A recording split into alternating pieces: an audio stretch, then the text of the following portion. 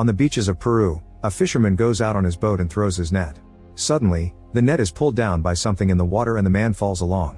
He decides to swim down to retrieve the net, which is stuck on a bunch of rocks. However, a huge swarm of fish begins to surround him and then kill him. In Scotland, biologist Charlie is on a research mission sent by the Institute of Marine Biology in Germany. Her co-worker Rahim sends her instructions to map a specific section of the seabed using OVs, which are autonomous underwater vehicles.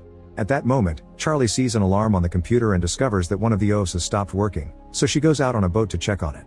It turns out the OV is stuck in the chains of a buoy, thus Charlie dives underwater to untangle it.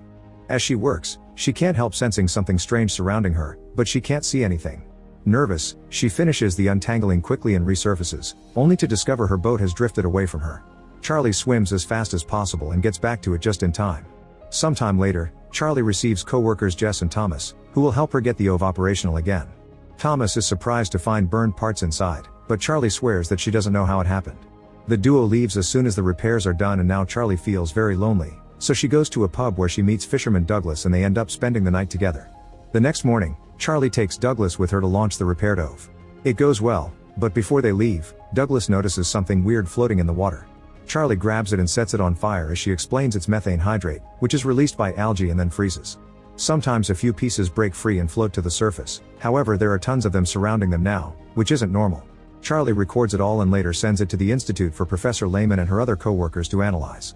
Lehman asks Charlie to investigate if this is happening anywhere else in the area.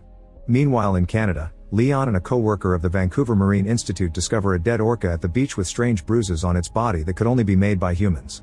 Calculating the direction it came from, the duo visits the local fishermen at the cove and learns that the orca attacked their boat, which isn't normal behavior. The fishermen had no choice but to fight back to save their own lives. Later, Leon keeps an eye on the whale tracker and worries because the migrating whales haven't shown up at the usual time, which never happens.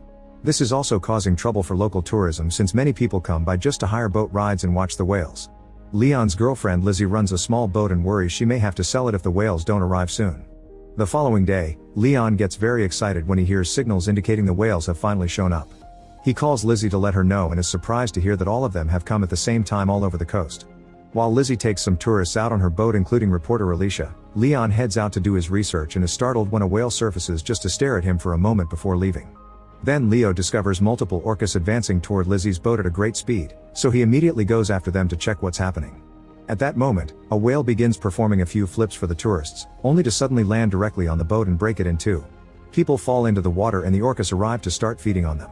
Leon calls for help before bringing as many people as possible into his boat.